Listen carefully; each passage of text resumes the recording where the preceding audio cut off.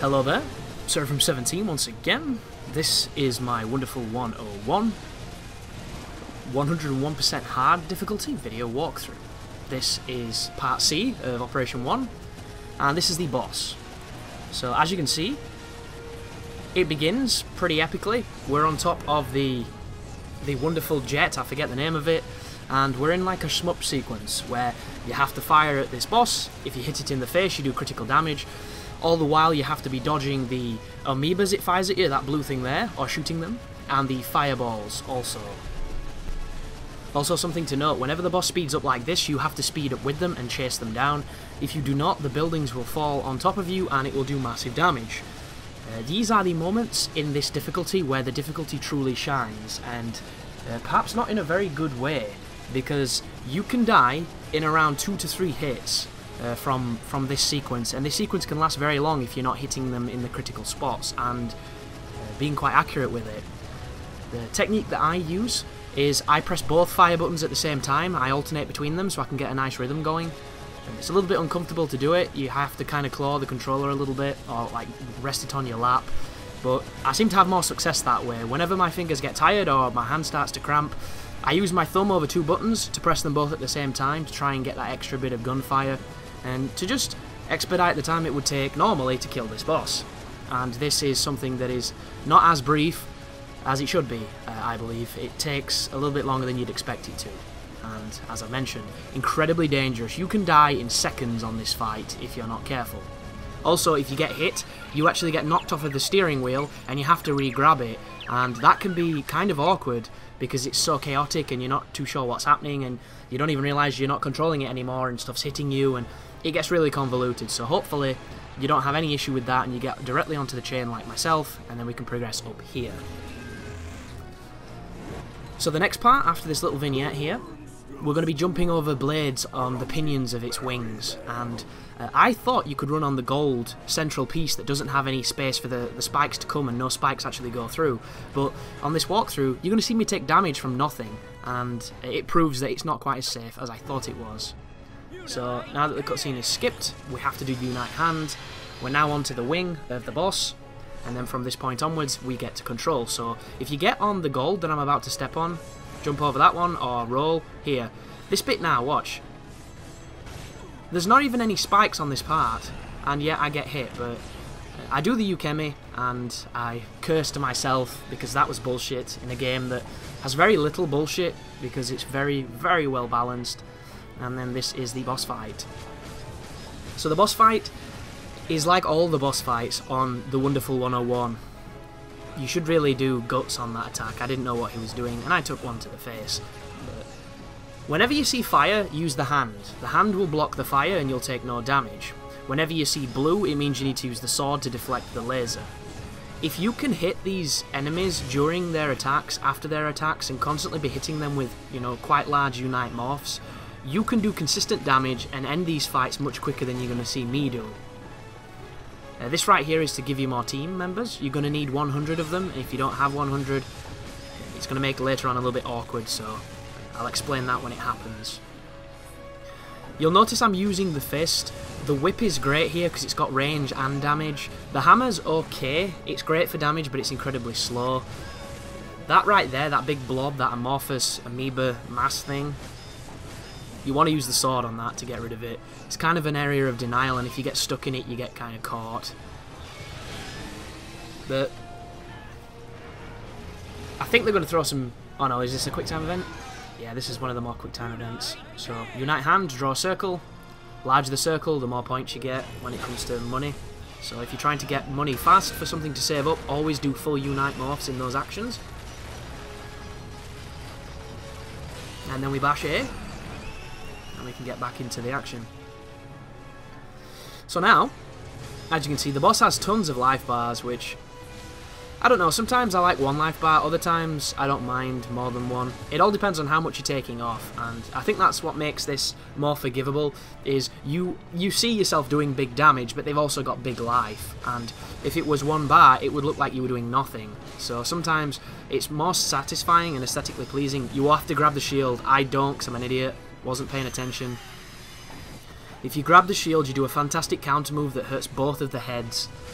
I was trying to get in some cheap damage, and I paid for it. So try not to repeat my mistakes. That right there, I've come to realise, signifies you can use a special move to stop that action from taking place.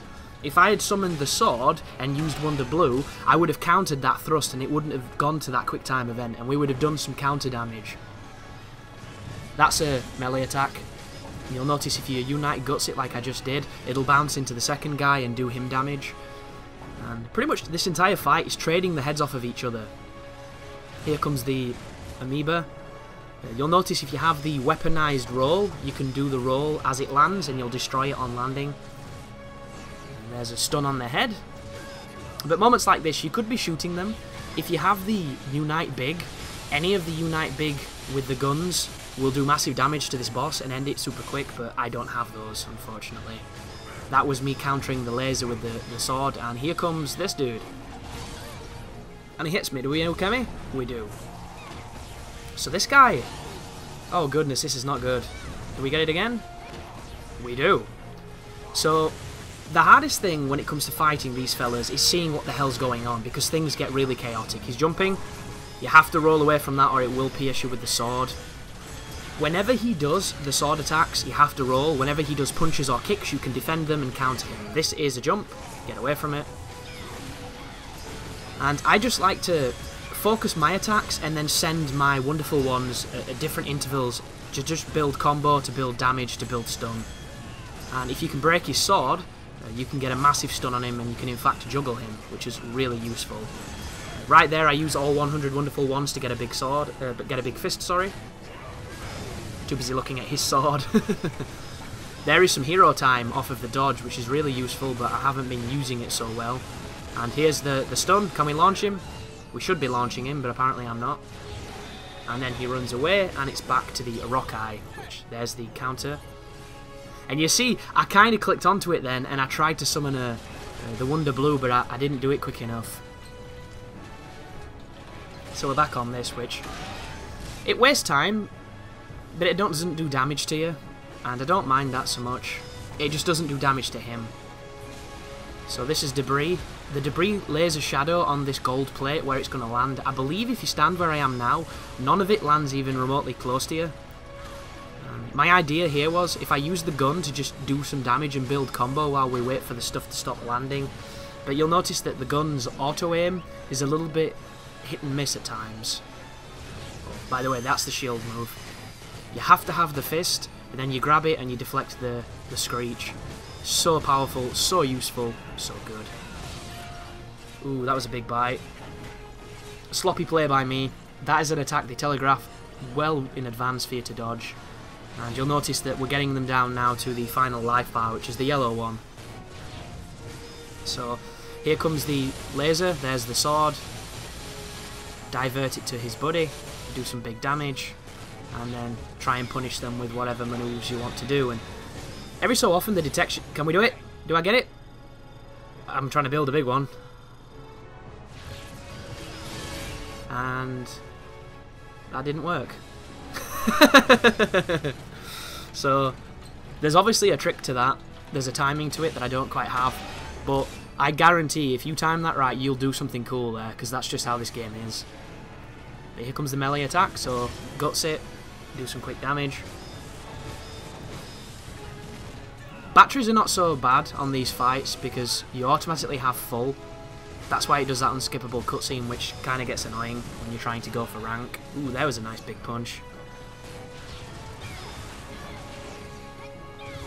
What are they doing? A couple more whips. And I think... this is the drill tongue.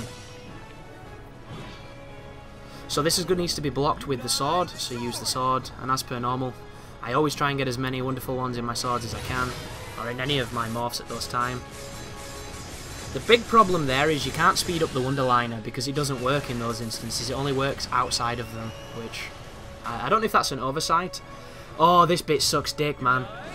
So this is one of the worst parts of the game because the detection is completely lacking. You need 100 wonderful ones in a Unite build into that, and it just doesn't detect them. And my first playthrough of this game was so frustrating on that part, because for some reason you have to keep knocking the analog towards it to make that last bugger go in, and every so often he just doesn't want to.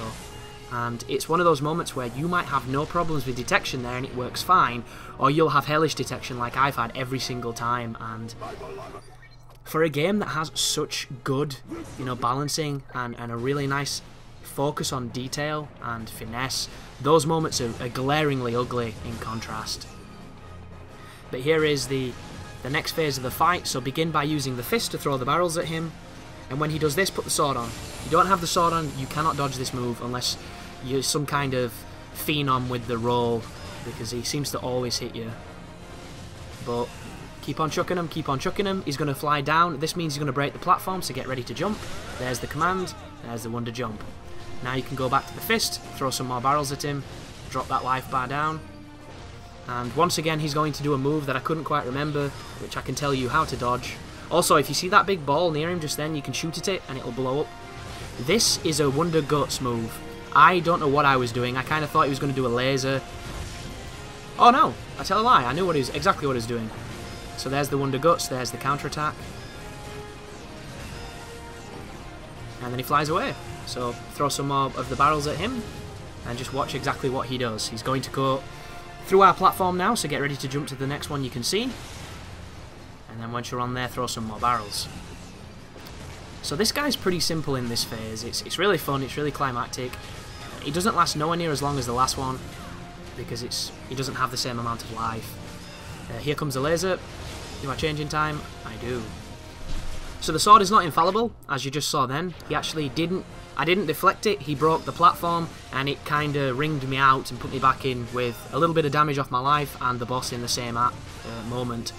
So that is a warning to you to say that sometimes when you do the sword, if you're not on the point of impact where the laser beam is, it can get you killed, it can get you injured, it can do a lot of things. So you have to try and be on the ball with that, or you'll see what I just did then. And I'm not a big fan of stuff like that. I understand it, it's just... It's one of those things where it's like, why does it break the platform? Why couldn't it just do damage? It seems, I don't know, a little strange. But put the gun on when you see that ball thing, shoot it, it'll do... Sometimes it does damage, sometimes it doesn't, it seems. There's the sword. That time we managed to deflect it, and this is the end of the fight. So, quite an interesting boss to introduce you to the madness that's going to follow. It's definitely one of the more fun ones. Something worth noting as well, guys. There's no checkpoint in everything you've just watched. From the beginning on that boat to where we are now. If I die here, and I continue, I will be on the mast of the ship shooting at the first phase of this boss. That is the reason why you will probably never see me go for pure platinums, because I think it's ridiculous. It's absolutely, unbelievably anal in its requirements, and I'm just not that good. But this part here, what's going to happen is the dude on top of the Orochi, or Orochi, or whatever it's called, is going to fly at us, and we're going to have to summon a sword and do a counterattack. As long as you have a big sword, you should be fine. And as long as you time it right, you should be fine. But just bear in mind, if you time it wrong, you will get damaged. When I first played, I did not know the timing. Not so fast, worms. So here he comes. Sometimes you can't skip the cutscenes, so if you're wondering why it's taking me such a while to skip them, it's because sometimes you kind of can't. But there was the first counter, he'll then fly away, and as soon as he banks to come back towards you, you want to start building your next morph. So he's just banking now he comes towards us. So get that morph built, and then counter him like that. And it takes 3 to kill him, unless you do a massive sword each time, maybe it takes slightly less then. So just wait for the bank. He's just banked, start building the sword. Now you've got your sword, and strike. There'll be a little bit of a quick time event here, and then we have to build an arrow. And this is a little bit strange, because it doesn't really tell you what it wants. It's just like, hang on. So press towards where the arrow is, so it's kind of like 11 o'clock on the analog. And this is nowhere near as finicky as the last one, so that one should be fine.